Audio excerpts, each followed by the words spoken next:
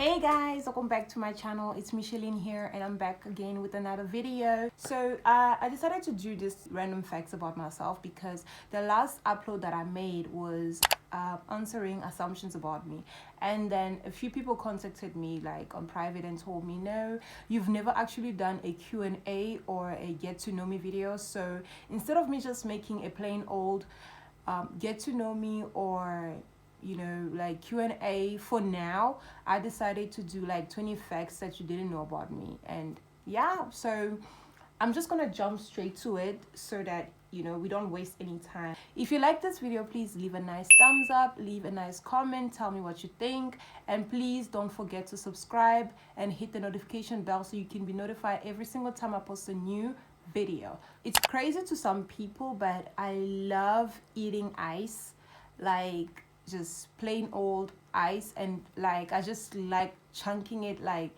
chewing it, and just like it's so nice, guys. It's so nice and I just love it. My lips are so dry, like they are so dry in this video. I don't know why, and I don't know why I actually didn't even notice that it was that dry. Like, this is horrible. Like, I don't think I've ever had any embarrassing moment. My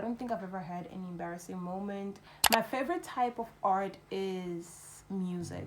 Music is art, and I think music is beautiful. It speaks to you with whatever language you speak. And also, fun fact, I learned how to speak English with music and movies. So my favorite type of art, it would be music, because it speaks to me in a different way and it just gets me through a lot sometimes. If I had to be trapped in a movie for a day, it would have to be Titanic. If it's a video game, I would love to be trapped in Shadow Fight. My dream home would be just something small. I am not really a person who thinks of having like a mansion and all these rooms, because I fear that I'm gonna get haunted, and if I have to be attacked or somebody has to break into my house, there's so many rooms, a person can be hiding anywhere and I wouldn't find them. So a mansion for me, no, I don't think I would want to have a mansion. I would just want to have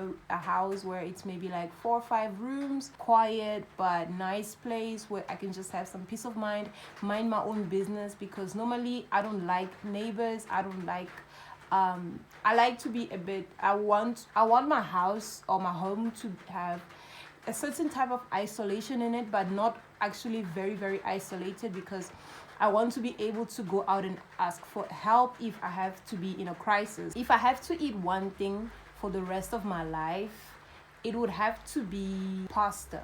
I love pasta. Pasta is so nice. Throw me any type of pasta you want. I love pasta. Pasta is like the best thing in the world.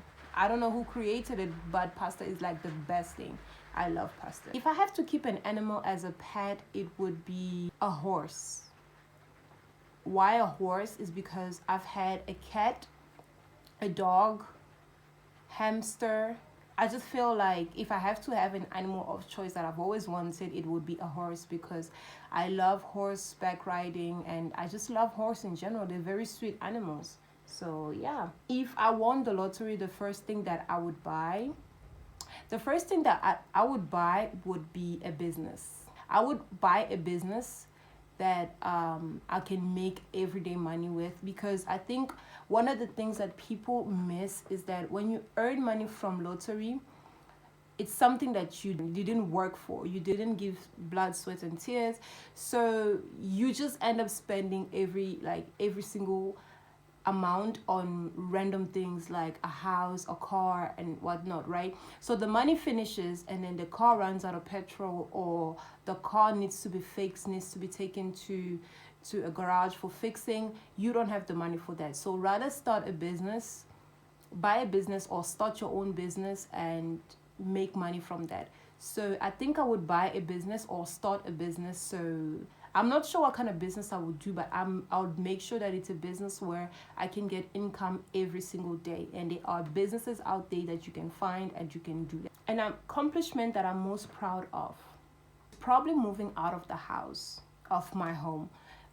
Many people would tell me that I moved out of my home in not in the right conditions, yes, but I'm glad that I did, because it really got me to experience a lot in life that even when I look back today, like I would just look at myself and be like, oh, you really went through this, and you really like didn't break, you didn't give up, you still went on, you still kept on going, and that made you stronger, and that made you be able to face other difficulties in life, and that just gave you the ability and the power to do basically anything you put your mind to. So I believe moving out of the house was my greatest accomplishment so far, by far. So, and surviving. So one thing in my bucket list is to okay, I know this is weird, but I want to go into the White House. Just explore and see what the fuss is about, right?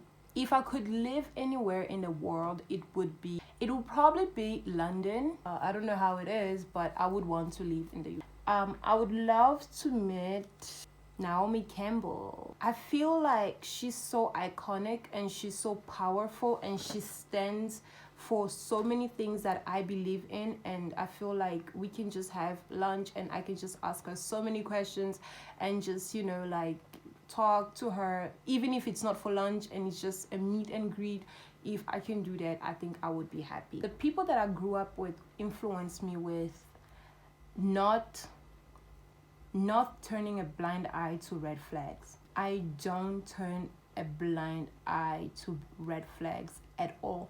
As soon as I smell or I see a red flag, I quickly put my mind into it, find out if what I'm thinking is correct, and if it is correct, I confront it right then and there, so that I don't have to regret later on that I saw this coming but I didn't react to it. So every single time I see something, I have a red flag about someone or something, I confront it and I just get it out of the way. If it's a problem that I need to solve, I solve it right then and there. If it's a person that I need to cut off, I cut them off right then and there. If it's anything that I just need to do, I would do it right then and there. So the people that I lived with, Congolese people, they are very they are very skeptic, and they suspect everyone and everything. Like, we just don't trust people. We just don't not easily, like, we don't just easily trust people. We don't just easily give out our trust and every single thing that we got, because we analyze things. We want to know, we want to see if this is the right thing to do, and if once we know that it's the right thing to do, we do it. So that's how people around me influenced me. One thing that I cannot live without, it's not a thing, it's a person. I cannot live without my son. Can't live without my son. I don't think I can ever live without my son. Yes, there are times where I would just want to have my own peace, my own time, and just be by myself, be alone. But I don't think I can go like an entire lifetime without having my son. It will literally break my heart, and it will just make me want to kill myself, I guess. The person that I look up to the most, it would be Cardi B. Okay, listen, I love Nicki Minaj. I'm a diehard fan for Nicki Minaj, but I look up to Cardi B not only because she's a rapper, but she has work ethics that, if you look past how she talks and how she does things and what she had to do to get to where she is today, you would see that this person is the one person that went through so much and said, I don't care what I have to do to get to what I have to get to, but I'm gonna do it. Like, I'm just gonna put my mind to it. I'm gonna do it. If I could have any superpower, it would be okay, I love the Marvel Cinematics and I love DC as well, but okay, I don't know if Mystique. Do you know Mystique? Do you guys know Mystique? Mystique, she was played by Jennifer Lawrence. Mystique, she could change to anyone, and I would want that, because I can literally change into anyone I want. I can change into Naomi Campbell if I want. I can change into Beyonce if I want. I can change into Nicki Minaj if I want to, for the day, or for the longest time, kidnap them, put them in a basement and take over their lives. I'm a very curious person. I like new information, because I believe with information you get to open plenty of doors. Recently I was actually just reading a book about Frank Abagnale.